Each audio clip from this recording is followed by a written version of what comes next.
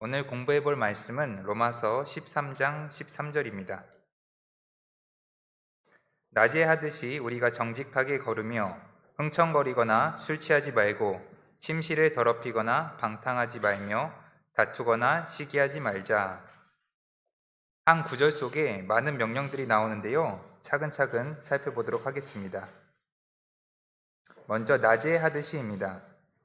주님께서는 빛을 창조하시고 빛을 낮이라고 부르셨습니다. 주님께서는 또한 우리 마음속에도 빛을 비추어 주셨습니다.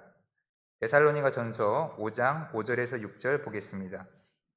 너희는 다 빛의 자녀요 낮의 자녀니라. 우리는 밤이나 어둠에 속하지 아니하니 그러므로 우리는 다른 사람들처럼 잠자지 말고 오직 깨어 정신을 차리자. 우리는 빛의 자녀요 낮의 자녀로서 어둠의 일들을 버리고 빛 가운데 걸어야 합니다. 데살로니가 전서 5장 7절에 보면 잠자는 자들은 밤에 자고 취하는 자들은 밤에 취합니다. 사람은 주로 은밀한 어둠 가운데 악을 행하지만 주님께서는 은밀히 행해지는 모든 일들도 모두 심판하실 것입니다. 다음은 정직하게 걸으며입니다. 정직으로 번역되는 honest라는 단어는 신약성경에서 11구절 사용되었습니다. 하지만 개역성경, NIV 이런 현대 여권에서는 다른 단어로 바꾸어서 찾아볼 수가 없습니다. 본문 말씀을 예시로 보자면 킹제임스 성경에서 정직하게 걷고가 개역성경에는 단정히 행하고 라고 바뀌어 있습니다. 정직함은 매우 중요합니다. 주님께서는 십계명에서도 관련된 명령을 말씀하셨습니다. 출애굽기 20장 16절에 보면 너는 너의 이웃을 대적하여 거짓 증언하지 말라. 또 신약성경에서도 동일한 말씀을 하고 있습니다. 골로새서 3장 9절에 서로 거짓말하지 말라. 너희는 옛사람과 그의 행위를 벗어버리고.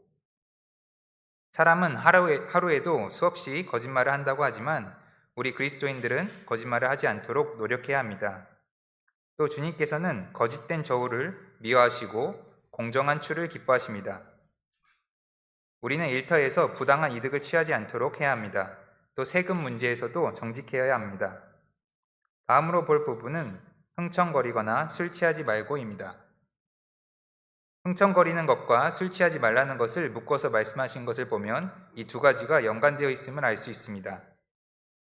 또 관련해서 잠언 23장 20절을 보겠습니다. 술을 많이 먹는 자들 가운데 있지 말고 떠들며 고기를 먹는 자들 가운데 있지 말라. 본문 말씀에 흥청거리는 것이라고 번역되어 있던 단어가 이 구절에서는 떠들며라고 번역되어 있습니다. 이 라이엇이라는 단어가 이 구절에서도 술과 같이 나오고 있는 것을 볼 수 있습니다. 이 떠들며라고 번역된 부분은 흥청거리거나 라고 번역된 것과 많이 틀리지 않습니까? 근데 이게 마제스티판에서는 개걸스럽게라고 변경되었습니다. 그래서 좀 더 정확한 표현으로 변경된 것 같습니다. 흥청거리는 것은 이제 절제 없이 무엇인가를 낭비하는 게 연상되는데요. 이 개걸스럽게라는 표현도 이제 절제하지 않고 먹는 것에 막 빠져서 그런 표현으로 보시면 될 것 같습니다. 이 라이엇이 사용된 다른 구절도 보겠습니다. 누가복음 15장 13절입니다. 그 뒤 며칠이 안 되어 작은 아들이 전부 모아가지고 먼 나라로 가서 거기서 허랑방탕하게 살며 자기 재산을 허비하더니, 이 허랑방탕하게 번역된 부분인데요. 재산을 허비했다는 말과 병렬로 나와 있습니다. 이 라이어터스하게 살면 재산이 허비되는 것을 알 수 있습니다. 또 디도서 1장 6절에는 제멋대로 한다는 표현과 병렬로 나오기 때문에 이 흥청거리다는 것과 제멋대로 사는 것은 비슷한 의미임을 알 수 있습니다. 또 종합해 보자면 술에 취하고 또 식탐에 빠지고 재산을 허비하고 제멋대로 사는 삶, 그것은 그리스도인들에게 합당하지 않습니다. 또 술에 관해서 제 이야기를 잠깐 해보겠습니다. 저는 20살에 바로 직장 생활을 하게 되었는데요. 직장 생활하면서 가장 잘했다고 생각되는 일이 바로 술에 대해서 타협하지 않았던 점입니다. 처음에는 술을 먹지 않아서 절 안 좋게 생각하시는 분들이 있었지만 그것은 잠깐이었고 또 그 후에는 좋은 점들만 가득했습니다. 또 소규모 술자리에 절 부르는 일도 거의 없었고 또 공식적인 회식이 있더라도 1차 회식만 하고 집에 가기 편했습니다. 또 술로 인한 돈 낭비, 시간 낭비, 건강 악화 이런 것들로부터 자유하니 너무 만족하고 있습니다. 사회생활을 시작하는 청년들이 꼭 술 문제에 대해서는 타협하지 않았으면 좋겠다는 마음을 가지고 있습니다. 많은 범죄들이 술과 연관이 있습니다. 성경에도 술과 관련된 악한 사건이 많이 나옵니다. 그리스도인에게 술은 합당하지 않습니다. 다음으로 볼 부분은 침실을 더럽히거나 방탕하지 말며입니다. 침실을 더럽히거나 라고 번역된 챔버링이라는 표현은 성경 전체에서 이 구절에서만 딱 한 번 쓰였습니다. 이 챔버는 방을 뜻합니다. 출애굽기 8장 3절처럼 베드가 붙어서 침실을 뜻하기도 합니다. 음행이 주로 방이나 침실에서 이루어져서 이 챔버링이라는 표현이 음행과 관련되게 쓰여진 것 같습니다. 이 챔버링과 같이 나오는 이 완턴이라는 단어도 음행과 관련이 있음을 유추해 볼 수 있습니다. 야고보서 5장 5절을 보겠습니다. 너희가 땅에서 쾌락 가운데 살며 방탕함에 빠져 사륙하는 날에서와 같이 너희 마음을 살찌게 하였도다. 이 방탕함, 완턴이 나오는 곳에 이 쾌락 가운데 산다는 표현과 병렬로 나오고 있습니다.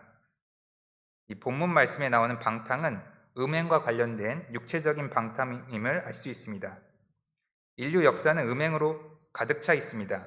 잠언 7장 25절, 26절을 보겠습니다.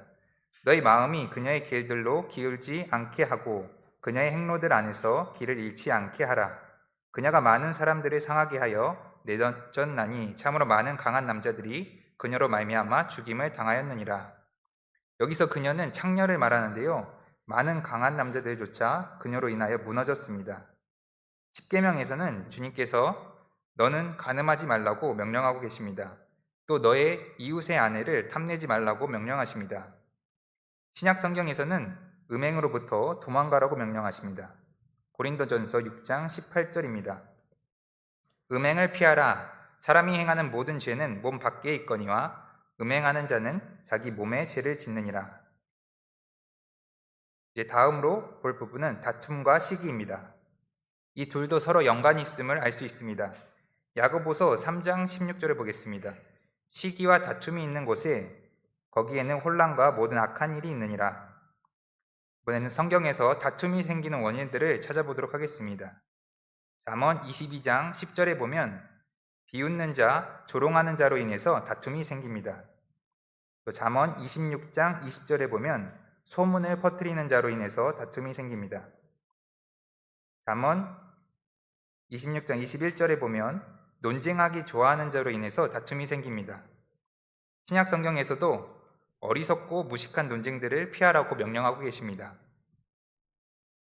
또 잠언 28장 25절에 보면 교만한 자들로 인해서 다툼이 생깁니다. 주님께서는 어떤 일도 다툼이나 헛된 영광으로 하지 말라고 명령하십니다. 빌립보서 2장 3절입니다.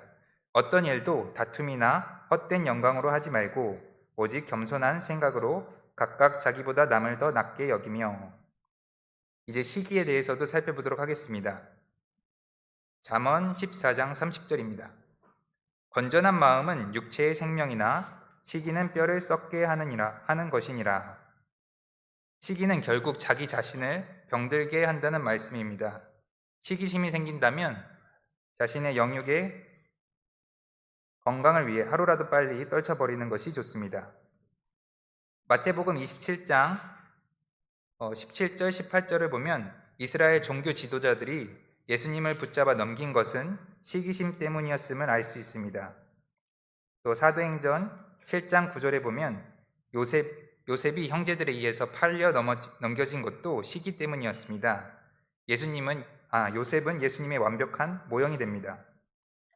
또 사도행전 13장을 보면 하나님의 말씀을 들으려고 나오는 사람들을 유대인들이 시기하는 것을 볼 수 있습니다. 시기는 다툼을 일으키고 결국 자신을 파멸로 인도합니다. 그리스도인들에게는 시기와 다툼이 합당하지 않습니다. 본문 말씀을 다시 읽어보도록 하겠습니다. 낮에 하듯이 우리가 정직하게 걸으며 흥청거리거나 술 취하지 말고 침실을 더럽히거나 방탕하지 말며 다투거나 시기하지 말자.